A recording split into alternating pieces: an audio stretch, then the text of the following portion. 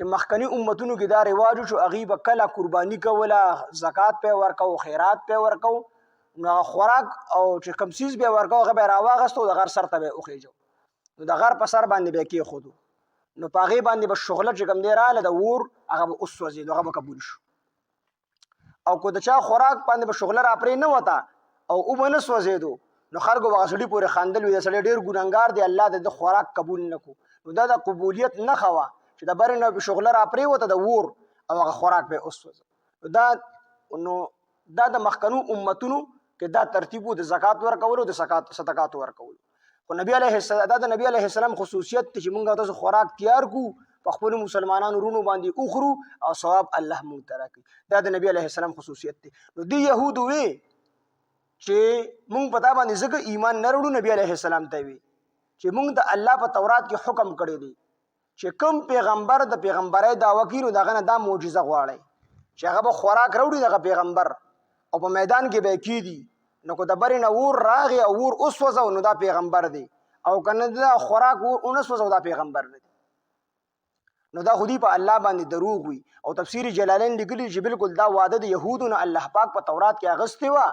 خو الله ورسره دا فرمایلي چې الا بمسیح وبمحمد صلی الله علیه وسلم چې سوا د عیسی علیه السلام نه او د محمد صلی الله علیه وسلم نه دا دوه الله مستثنا کړي چې د دینه به دا معجزه نه طلب کوئ بس چې تاسو ته پته ولګي چې دا حضرت عیسی علیه السلام د ایمان پرې راوړی او تاسو ته پته ولګي چې دا محمد صلی الله علیه وسلم د ایمان پرې راوړی د دې دواړو نه به دا معجزه نه طلب کوئ نو یهودو به دا خبره کوله نبی علیه السلام ته چې موږ په تا ځکه ایمان نه راوړو چې تا سره دا معجزه نشته دی ته خوراک راوړه او په میدان باندې کېده خو هغه اور وسوځو نو بس موږ په تا باندې ایمان راوړو او که اور ونه سوځو نو موږ په تا باندې ایمان نه راوړو نو ټیک و الله ورسره وعده کړې وه خو دا دوه پیغمبران دی الله مستثنا کړي عیسی علیه السلام او محمد صلی الله علیه وسلم چې دینه به دا معجزه نه طلب کوي په دې به دقسې ایمان راوړي اصلي مونږ نه کوو چې ورته وي ته ولې مونږ نه کوي نو هغه وي قرآن کې الله فرمایي چې ولا تقربوا الصلاة تاسو مونځ ته مه ورنږدې کېږئ نو هغه ورته ظالم او دویم ټکي ورپسې وایه که نه وانتم سکارا الله وي تاسو مونځ ته مه ورنږدې کېږئ خو په دې حال کې چې تاسو په نشه کې په نشه کې ورته مه ورنږدې کېږئ نو دقه شان د دې نیمه خبره وکړه نیمه یې پرېښوده نو دې کې هغه خباثت د یهودو ذکر کوي چې الذین ها کسان هغه یهود قالو چې هغوی وویل ان الله بېشک الله تعالی عهده موږ نه وعده اخیستې ده الینا زموږ نه الله نؤمنه چې موږ به ایمان نه راوړو لرسول په یو رسول باندې حتی تر دې پورې یأتینا چې هغه راوړي موږ ته بقربان یو داسې قرباني تأکله النار چې وسوځي قربانۍ لره اور قل ووایه ورته ای پاکه حبیبه قد جاءکم په تحقیق سره راغلی تاسو ته رسل پیغمبران من قبل زمانه مخکې بالبینات په واضحه معجزو سره وبالذي او په هغه سره قلتم چې تاسو ووی نو فلما قتلتموهم نو تاسو ولې قتل کړي هغوی لره ان کنتم صادقین کو چېرې تاسو رښتونی الله ته وفرمیل چې محبوب د خلکو ته ووایه چې تاسو ته زمانه مخکې پیغمبران راغلي وو او هغه پیغمبرانو واضحه معجزې تاسو ته راوړې وي او دا معجزه پکې هم راوړله ده تاسو چې کومه خبره وکړله په دې سره د هم پیغمبران راغلي لکه یحیی علیه السلام او زکریا علیه السلام چې هغې په دور کې به چې کوم دی خوراک په غر باندې کېښودو په میدان کې به یې کېښودو اور به راغی به یې وسوځو نو دا معجزه خو د مخکنو پیغمبرانو ته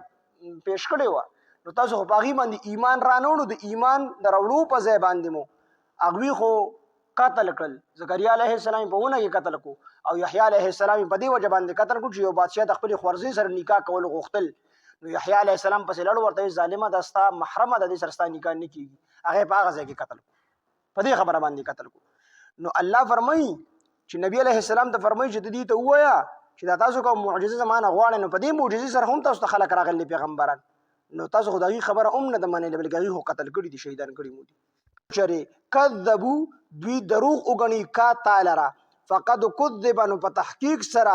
دروغ ګڼلی دي رسل ډیر پیغمبران من قبل ګستانه مخکې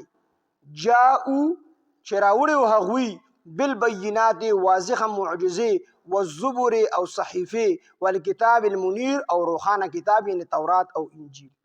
نبی علیه السلام دی کې نبی علیه السلام ته الله تسلی ورکړه زما پیغمبر په دې مه پریشانه کېږه چې دې ته دروغو نسبت کوي ستانه مخکې چې څومره انبیا علیهم السلام راغلي دي نو خلکو ورته دروغ نسبتونه کړي دي، دا ناشنا خبره نه ده. نو تا ته هم دي د دروغ نسبت کی په دې باندې مخه پکېږه. دغه نبی علیه السلام ته تسلی ده.